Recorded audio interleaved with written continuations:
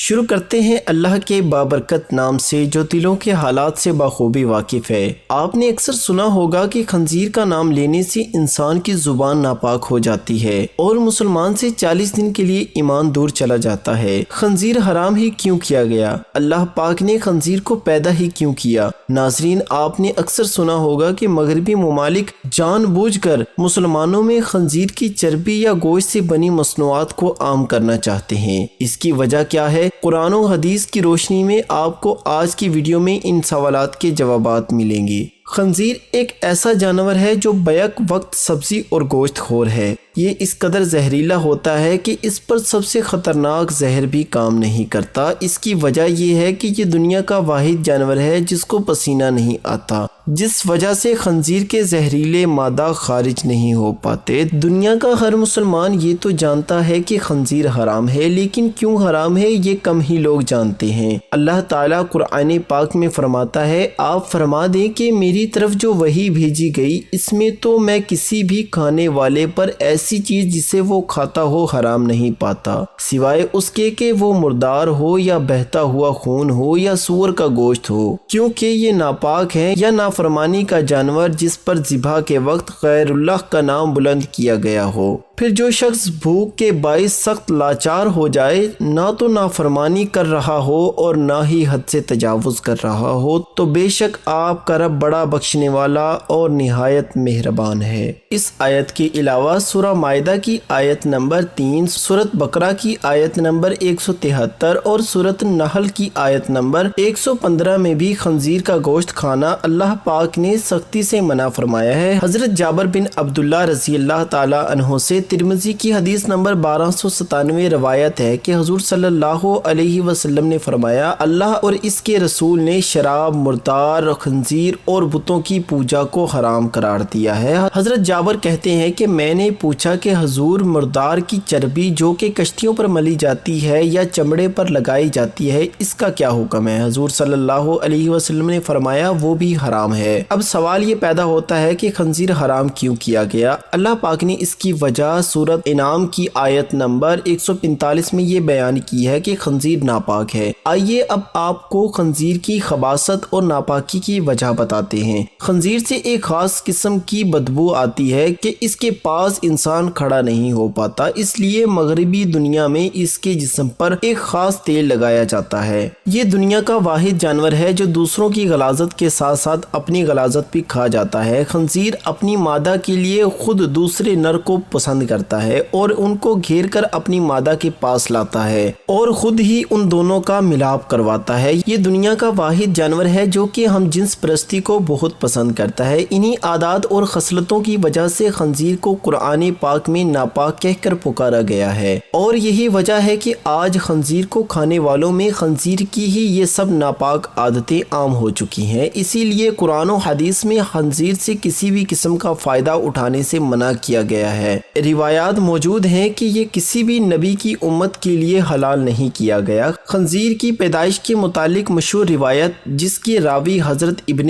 عباس رضی اللہ تعالی عنہ ہے، روایت کچھ یوں ہے، حضرت عیسیٰ علیہ السلام کے حواریوں نے حضرت عیسیٰ علیہ السلام سے درخواست کی کہ آج کوئی مردہ ایسا زندہ کریں کہ جو حضرت نوح علیہ السلام کے زمانے کا ہو اور وہ ہمیں ان کے حالات سے آگاہ کرے۔ چنانچہ حضرت عیسیٰ علیہ السلام نے ایک قبر پر لاٹھی ماری جس میں سے ایک نوجوان زندہ ہو کر بیٹھ گیا۔ وہ شخص کہنے لگا، حضرت نوح علیہ السلام کی کشتی کی لمبائی 1200 گز تھی اور چوڑائی 600 گز تھی۔ اس کی 3 منزلیں تھیں، پہلی منزل پر جانور، دوسری منزل پر انسان اور تیسری منزل پر پرندے تھے۔ اب جانوروں نے اپنے فضلے سے پہلی منزل پر اتنا گند ڈال دیا کہ بیماریاں پھیلنے کا خدشہ ہونے لگا۔ تو حضرت نوح علیہ السلام اللہ کے حضور سجدہ ریز ہوئے تو اللہ پاک نے خنزیر نر اور مادہ دونوں کو پیدا فرمایا جو کہ ہاتھی کے قریب سے نمودار ہوئے۔ وہ فوراً گند اور جانوروں کا فضلہ اور وہ سب گند انہوں نے ختم کر دیا۔ خنزیر حرام اور نجس العین ہے۔ خنزیر نجس العین ہے اور حضرت نوح علیہ السلام سے لے کر بعد تک تمام انبیاء خنزیر کو برابر